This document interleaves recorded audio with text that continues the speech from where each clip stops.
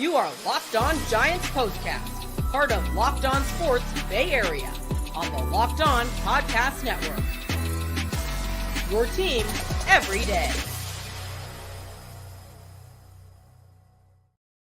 Yo, what's up, everyone, and welcome to the Locked On Giants Postcast. I'm your host, Erik Triple E Engel. You may know me as the former producer for the Murph and Mac morning show on KNBR, and today the Giants dropped another one in Boston, falling 6-2 to the Red Sox. A bullpen game featuring Daulton Jeffries went about as you'd expect it to go if you watched his start earlier this season against the San Diego Padres, and the Giants offense apparently never made it to Boston. Another bad showing at the dish for the G-men as they only scraped together 5 hits in this one. We'll break it all down, but first, I have a very special announcement. We got Paulie Mack on the show. We'll get to him in just a few minutes. I want to run through a couple key moments in this game, but we'll get to Paulie pretty quick here, and we'll get into all that. But first, I want to thank all of you for watching us on the Locked On Sports Bay Area YouTube channel. Please hit that subscribe button if you aren't already subscribed. And thanks also for listening on the Locked On Giants podcast feed. However you're getting the show, we appreciate you tuning in. Make sure to check out the Locked On Giants Daily Show for more in-depth coverage. Ben Kaspick does a great job. And today's episode is brought to you by PrizePicks, the easiest and most exciting way to play daily fantasy sports. Go to prizepicks.com/LockedOnMLB and use code all lowercase LockedOnMLB for a first deposit match up to $100. The Giants offense, man, is bewildered. They look lost in the woods out there. And Cutter Crawford, great name for a pitcher, by the way, got the start for the Red Sox in this one. Another random dude who's having a great start for Andrew Bailey's pitching staff this year over in Boston. And with a name like Cutter Crawford, guess what his best pitch is? It's surprise, his cutter. And, you know, dude's been dealing this season. Coming into tonight, he had a 1.35 ERA, 34 strikeouts and only 11 walks. And he did just that tonight to the Giants, surrendered only 2 runs over 7 innings of work. And this is kind of weird for a guy who's a career 4.28 ERA guy over his first 4 seasons in the bigs, only 1 season over 100 innings pitched.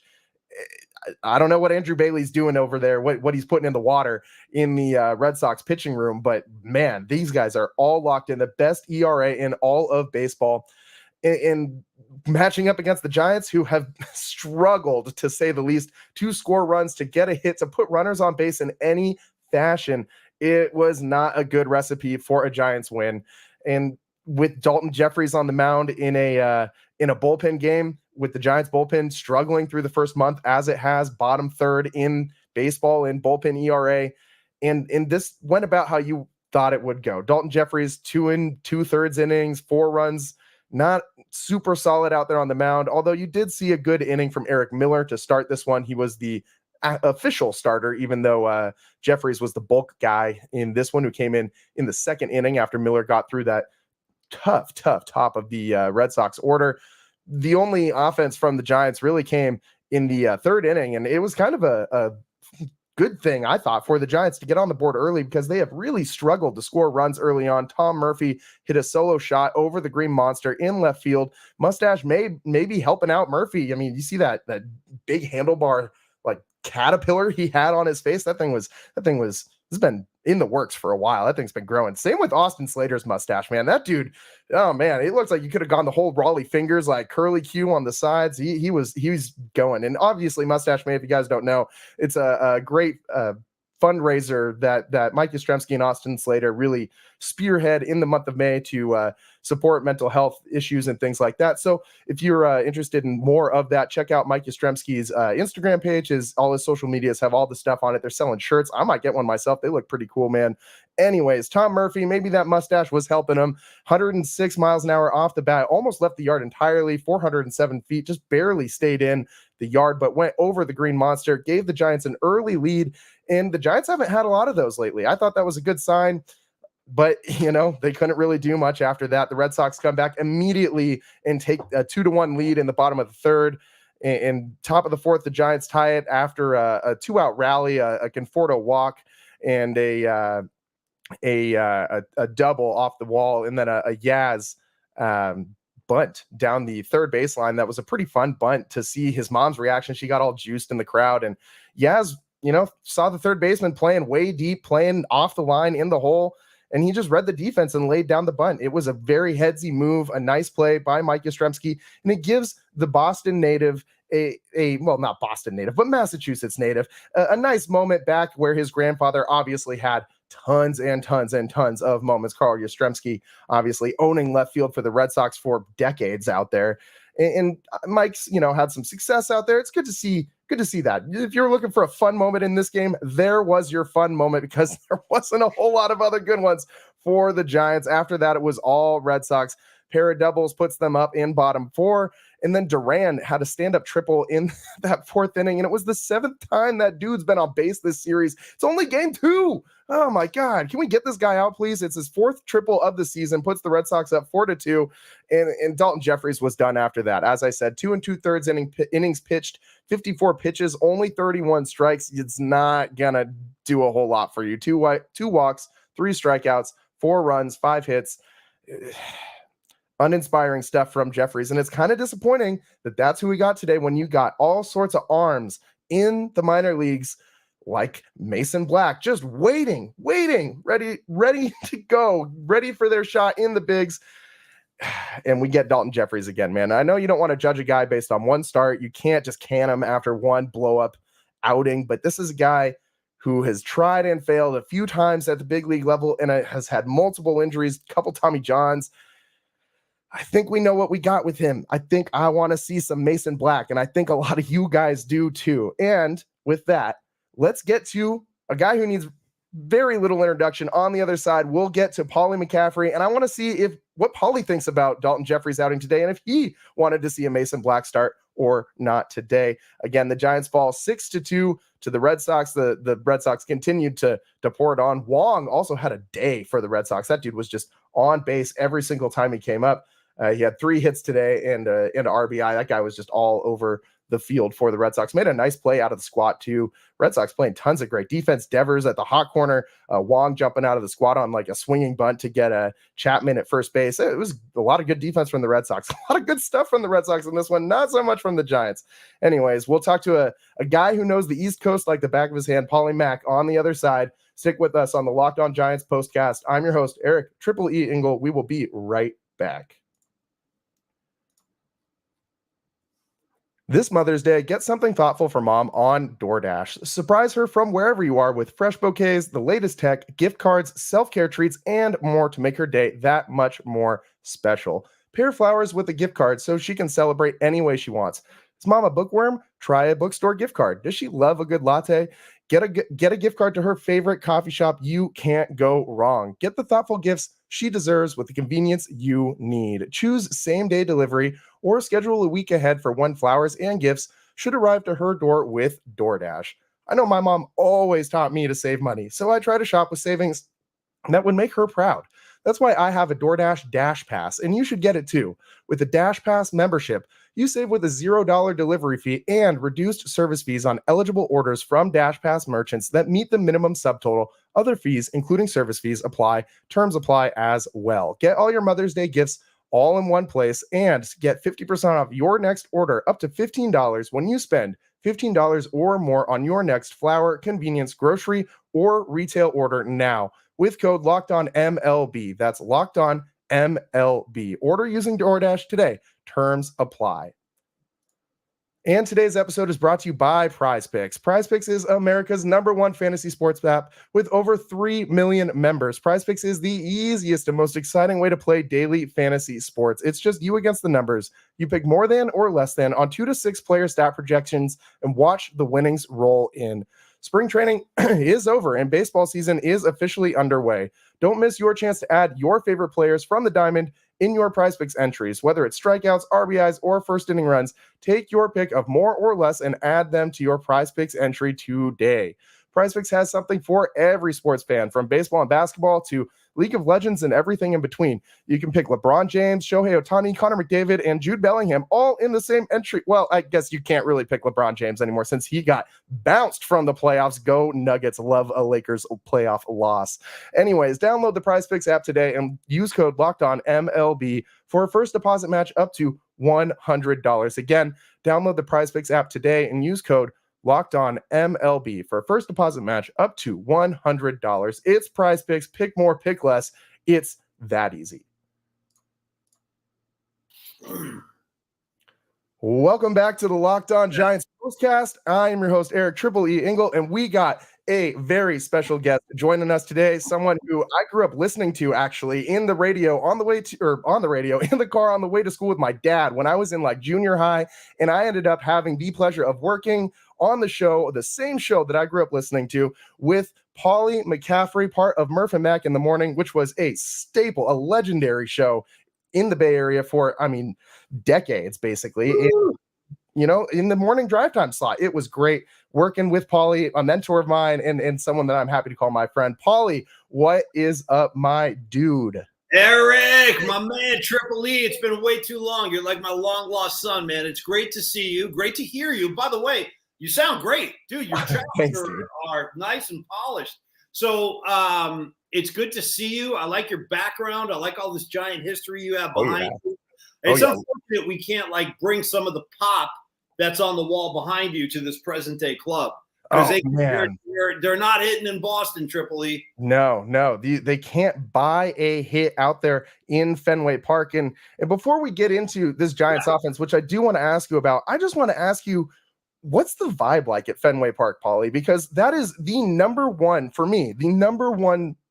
baseball stadium I need to go to as a baseball fan before I die in my lifetime. It feels like baseball church to me whenever I watch a game that's there. Yeah. It feels like the membrane between us and the baseball gods is like thinner in a place like that. And you've been there before, obviously. What's the vibe like at Fenway Park? Well, it's funny. I was watching the Giants today with a buddy of mine who I'll just refer to as Mr. X for a variety of reasons. We'll keep his real name anonymous. So Mr. X and I had this exact conversation today where we were talking about, actually the topic came up today with my buddy and I, which is, what is your preference, to go to Wrigley Field and see a game or to go to Boston at Fenway Park and see a game?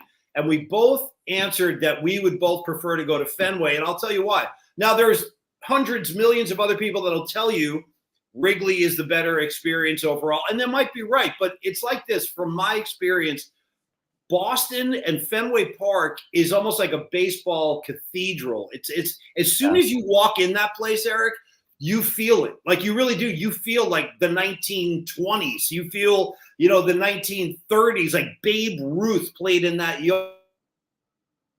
It's crazy. So the history is there. The park really hasn't changed very much over the years. I went to college in Boston and I lived there for several years. I've gone back. Murph and I were back as recently as 2019 when the Giants went back with Mikey as the first time. Bruce Bochy was still the skipper back then. But back to Fenway Park, the experience is so special to me because the intimacy of the architecture. Triple E, you're right on the field. Like the worst seat in Fenway Park is a pretty good seat. Like there really are no bad seats. And it's all about baseball at Fenway. Like everybody is dialed into every pitch. Whereas at Wrigley, my experience at Wrigley was, it was more of a cocktail party. It was more of kind of like this hangout. And that's fine. I get it. That's cool. It's a hot summer day in Chicago. Everyone's drinking old style beers. They're nice and cold. But dude, you do forget. So Murph and I watched a couple of games at the bleachers in Wrigley. This is going to be I want to say back in 2007. Maybe 2008. But the funny thing is you get swept up in it, Triple E, and by like the 6th and 7th inning, you kind of forget you're even at a game. Yeah. You're like, oh, what's the score? What's going on? Who's pitching? Yeah. It's not, with but the it's not like that. Everything. Yeah. And that's kind of a testament to the experience and the overall atmosphere. But in Boston, it's more about like every pitch. You're dialed in on baseball. So I love Fenway Park. I'm always going to have a soft spot for Fenway. I would recommend to anybody listening or watching, if you've never been, make it a priority to get to Fenway, especially if you have like little kids. You're going to want to take your kids in there, let them experience that, let them just feel that feeling of walking into Fenway Park. And then Triple E also, the surrounding streets, like Lansdowne Street, Yawkey Way, they're cooking sausage and peppers on the street. It's incredible. Dude, the vibe. And if you are a baseball junkie, that's like going to baseball heaven. So I recommend everybody do that if you can. Yeah. I had a very similar, it sounds spot on for what I would expect, because I've been to Yankee Stadium and I've been to Wrigley, and the thing I noticed at Yankee Stadium was everyone's locked in. Every pitch knows exactly what's going on. Like I remember at Yankee Stadium, the left fielder thought that there was 3 outs and started jogging back in, and the entire bleachers just erupted. 2 outs. The rest of this was in like the second inning. The rest of the game, every time that guy turned around to look at the bleachers, you had about 50 people holding up fingers like, 2 outs, 1 out, like however many outs there were, just letting them know the rest of the game. I mean, East Coast people, they're not screwing around with their ball, man. I mean, they're here to play. I would add this to the mix too, Triple E, where I think that it does have like some sentimentality to it, because even today, like during the game, they showed Mike Yastrzemski's mom. She was in the crowd and everything. And when we went back in 2019, when Mikey Yaz had his first at bat at Fenway Park, his grandfather, Carl Yastrzemski, actually was there. And Carl Yastrzemski, Hall of Famer, one of the great Boston Red Sox, he's turned into a very private guy.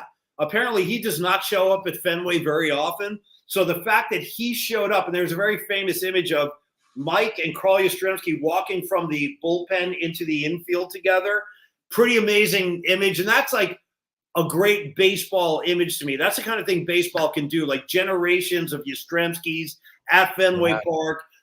Really special stuff. So, yeah, even when the Giants are getting waxed like they did tonight, it's still enjoyable to watch a game from Fenway. And since the Giants are there so rarely, it's a treat. You got to enjoy it. Yeah, I mean, to your point, since interleague play began in '97, the Giants have only played 9 games in Fenway. They're just 2-7 in those 9 games. Unfortunately, now 2-8 with the loss today. I have one more chance tomorrow to get one in the win column before they head over to Philly. But Paulie, I want to ask you, what did you think of their decision today to go with Daulton Jeffries? They had to recall somebody from AAA. They had to bring somebody up, and I personally think it should have been Mason Black time today. We've seen him win numerous Player of the Week awards in AAA. He's had his numbers in AAA are just unreal this year so far. Just real quick, 5 starts, 2-1 record, 1.19 ERA in 22 and 2/3 innings pitched, 25 Ks to just 5 walks and only 3 earned runs. I mean, I would have liked to see him over a guy who's got, 2 Tommy Johns, gave up 9 runs in the prior outing this year. What do you think, Paulie? I don't disagree, bro. I do not disagree. In fact, once again, my aforementioned friend, we'll just call him Mr. X. He and I were talking about that decision today. And first of all, like, I'm not a big fan of bullpen games in general. Like, I understand. Like, I get why they have to do it, but boy, I can tell you, for the viewer, the spectator, it is not an enjoyable experience watching the parade of arms come in. But to your point, Triple E, I would always rather see a young, hungry arm come up and just so let's see what this kid can do, as opposed to going with a commodity that you've known and you've seen has had like their fair share of challenges. For example, last year, I think I was at the forefront to saying, like, bring Kyle Harrison up, get him up here. The kid's young, he's hungry, he's going to – and at a certain point, every young, talented arm is going to have to come up, get their Major League Baseball baptism, and then it's trial by fire. Yeah, it's not going to be all smooth, but maybe you catch lightning in a bottle. So I'm with you, Triple E. I would have rather have had the alternative than Daulton Jeffries today. And again, it didn't work. What the recipe they went with didn't work. So yeah, in I think that another reason that you want to go with a guy like Mason Black is because you're going to have to trade, I think, one of these arms or a couple of them from the farm system to get a bat back before the trade deadline. This offense looks abysmal, just completely out of sorts at the plate. Yeah. And they need to add something. You have a plethora, so many starting pitchers, guys like Landon Roop that can convert, that's Carson Wisenhunt, Mason Black. We can just go on and on about these prospects. You got Keaton Wynn, who's pitching like a 1B type of, not an ace quality pitcher, but I mean, he's baby Logan Webb this year. I mean, he's got top 10 in ground ball rate in baseball. He's striking dudes out. He's got a really low ERA. So you got all these arms. I think it would have been beneficial to see Mason Black play so that we can boost up his value a little bit before the trade deadline, because we're going to need to move off some of these guys. Very good point. Very good point. How are you going to boost his value if he never gets on the field? Yeah. And I mean, the stuff is there. Like, you see it in AAA. Like, he's clearly got what it takes to pitch in the big leagues. I think it's just a matter of time before he gets up there. And Last one for you, Paulie. The Giants offense has been so inconsistent this season. The particles just aren't there at the dish. What do you think they need to do to get their mojo going at the plate? Boy, that's a great question, man. Really? Well, you know what? Okay, I'll throw something out there. You know what I would like to see is what we've seen the Boston Red Sox kind of doing to the Giants since they got to town, which is steal some freaking bases, dude. Let's get some action happening on the base path. I'm old school like that. I'm a believer in AAA. If you get a walk or even a base hit for that matter, once you're on first base, let's put the pressure on the defense. Let's force them to make plays. To answer your question, to get a little bit of offensive generated, light a fuse, light a spark, I would like to see them more aggressive on the base path. And I'm not just saying that about this year. It seems to be like kind of a philosophy with the Giants over the past few years is they're not nearly as aggressive on the base path as I would like to see because there's no guarantee. Hey, the catcher could fire an errant throw into center field. Now the guy, advances to third. I just feel like there are so many possibilities when you put pressure on the defense. Or, for example, tonight, maybe the highlight of the game offensively was the bunt that Yaz laid down. Yeah, exactly. And look at that, look at the havoc that a well laid down bunt can create. Like the defense panics, guys can't make a play in time. They don't know which base to go to. So I would like to apply a little bit more pressure to the Red Sox tomorrow. I do feel good about Harrison going. I'm a fan of this kid. And I think that he, in the long run, is going to be a really good Giant, if not a great Giant. I just have a really good feeling. It's about like his physicality, his demeanor, his stuff. Like he just has all the ingredients. So he'll hold his own tomorrow. Hopefully, Kyle Harrison will hold his own. And again, give me some runners on base, Tripoli, and let's put some pressure. Give me a stolen bag. Give me a runner on second base in the first inning. You know what I mean? Let's get it happening. Yeah. I mean, we gotta run before the seventh inning tonight. So that was good, but maybe we can get more than 5 hits in a game. I think that would be nice to see for the Giants. And Paulie, I just want to thank you so much, man, for taking time out of your day to come on the show. I mean, it means a lot, and I know that everyone's excited to hear from you. And I guess one more question. Don't feel like you got to answer this if you don't want to right now. I'm putting you on the spot entirely. But I mean, a lot of people have asked me, what's Paulie Mack doing? What's next? When's Paulie Mack coming back? Is there anything developing that you'd want to share with the crowd, with the audience on this one? Absolutely, dude. First of all, I'm glad you asked. And there is definitely something in the works. It's a little too premature for me to come out right now and start talking about it. But all I can say, Triple E, is that there will be more Paulie Mack on the airwaves or in some new platform. We're just not there yet, but there's a lot going on behind the scenes. There's a lot that's taking shape, and when it's time to lift that curtain, you're going to be right there. You'll see it, and I appreciate you asking. And yes, there is something bubbling. Stay tuned. Awesome, man. I know I'm excited. I know everyone else is too. And man, I appreciate you joining the show.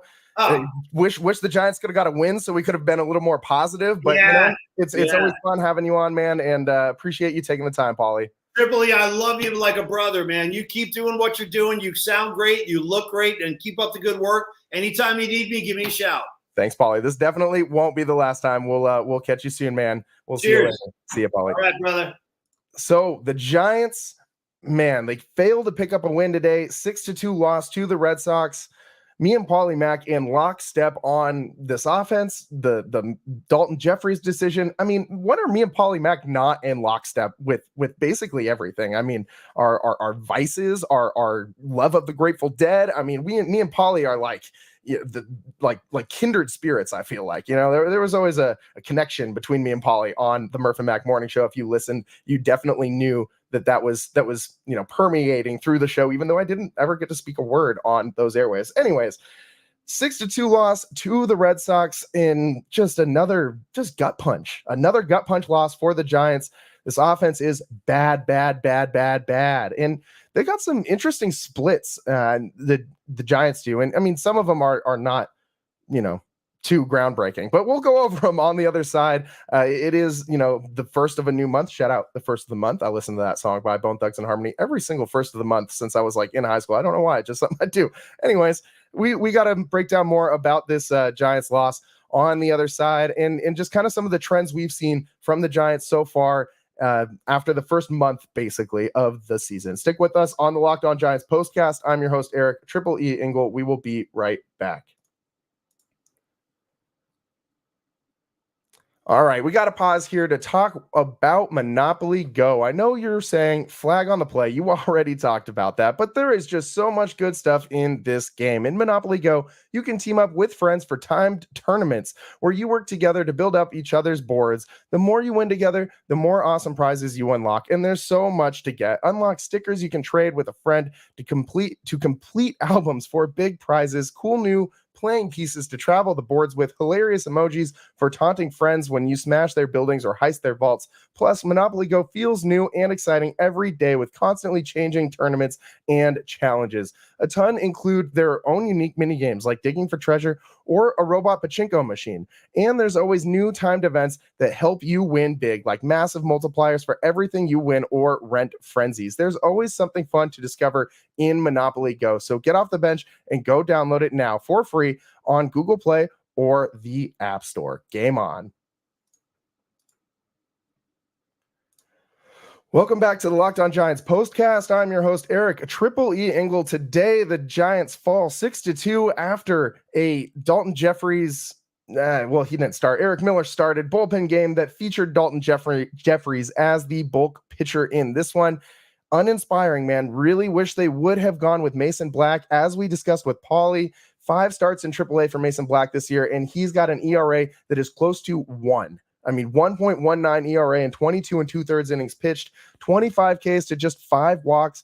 I get Daulton Jeffries has been good in AAA so far, but Mason Black has been better. And Daulton Jeffries has this track record of injuries and all this stuff is not what I wanted to see. And I know that a lot of you guys out there probably agree with me on that one. And I started looking at some of the splits. I was just curious about, Giants offense being so abysmal and things like that. And they score a lot late in games, but they don't really come from behind a lot. And so that's kind of what I was thinking about, because I was watching this game and I just felt like, man, the Giants just got no shot to come back. Like, it just felt like once it was like even 4-2, it just felt insurmountable. And so I was trying to figure out what's their record like coming from behind, like when they're trailing. And let me tell you, when they're behind after 6 innings, 2-14, not good. Behind after 7 innings, 1-15. Also not very good. When they're behind after 8 innings, 0-15 on the season. I have my answer. This is exactly why I don't feel like the Giants can come back at all, because they can't. Their offense is so putrid, so bad. How many of these runs that they have scored in the 7th inning or later of these games are actually meaningful? Like that Jorge Soler home run in extra innings, like a 2-run jack, his first non-solo shot of the year. It didn't change the outcome of the game. It didn't really, it put a little bit more pressure on the other team, but it didn't really, you didn't really feel like the Giants were coming back in that one. And when I've pointed this out a couple times, when the starter goes 6 or more innings pitched, they're 12-4. Obviously, in a bullpen game, that's not going to happen. I feel like that's just signing up for an automatic L the way this team is put together right now. If you have a bullpen game, it's a loss. And the Giants, we talked a lot on the show earlier this season about when they score more than 4 runs, when they score 5 runs or more, they tend to win a lot of games. And I went and looked up the splits. When they score 5 or more runs, they're 8-0 on the season. You can't expect your pitching staff to go out there and deliver a sub 3-run game every single time out, especially when you have Murphy behind the dish. And I know that's kind of a weird thing to say, and I don't think this is just a coincidence, but when you have Murphy back there, the Giants pitching staff ERA is almost at 7, 6.91. I'm sure it's going to be close to 7 after today. With Bailey back there, it's 3.54. Pat Bailey, what he does defensively adds so much to this team, but he can't play 162 games at catcher. Nobody can in baseball. So the Giants need to figure out how to pitch when Bailey isn't back there, because they obviously couldn't do that today again with Daulton Jeffries on the hill. This was a recipe for disaster. This was every single bad thing that you could put into a cauldron to concoct a Giants loss. That's what this game was. A red hot team who pitches really well, gets on base a lot, and the Giants just can't do anything. It can't hit water if they fell out of a boat right now. This team is bad at the offense, on the offensive side of the of the dish. I mean, they just can't buy a hit no matter what they do. I mean, Jung-Hoo Lee, look at how many hard hit balls he's had this series and not a single one has fallen. They're in the middle of it, man. I mean, not a lot you can do other than just keep trying to hit, just keep going out there and keep hitting. Jung-Hoo Lee actually did have a hit in this one, but you get what I mean. Like he's driven a couple balls to the warning track. He's hitting a couple line drive shots up the middle that have gone right to the defender playing in the hole. This Giants team has just not had very much good luck going their way. I mean, it's been a tough start to the season for them. They're going to go the way that their batting goes. If they can hit better, they'll actually, win some games. Despite how bad their pitching was in this one, the Red Sox could have poured on so many more runs, only gave up 6 runs. And the Sox were 4 for 16 with runners in scoring position, left 7 runners on base. So this could have gotten, again, just like yesterday, could have gotten a lot more out of hand than it did in this one. That's about all the time that we got for you guys today. I feel like there was so much more that I want to just pour on the Giants right now, but if you guys want to hear more about the Daulton Jeffries versus Mason Black thing, I know Ben did basically a whole episode on that topic. So go check out the Locked On Giants podcast feed and look for Ben's most recent show. It was, it's a topic. It's something we got to discuss because we got another bullpen game coming up in Blake Snell's next slated start because he's probably not going to be back from the injured list then. Still waiting on Alex Cobb, who sounds like he's not going to be ready till the end of this month. Got a couple starts between now and then that the Giants need to figure out who it's going to be. And man, please bring up Mason Black. Give the guy a shot. That's all the time we got for you today on the Locked On Giants postcast. Special thanks to Paulie Mack. Oh, man, I love that guy so much. Thanks, Paulie Mack, for coming on the show. Thanks all of you for tuning in, however you're getting the show on the Locked On Sports Bay Area YouTube channel or on the Locked On Giants podcast feed. We appreciate you tuning in. I am your host, Erik Triple E Engel. That's all the time we got for you today. We'll see you next time. Peace.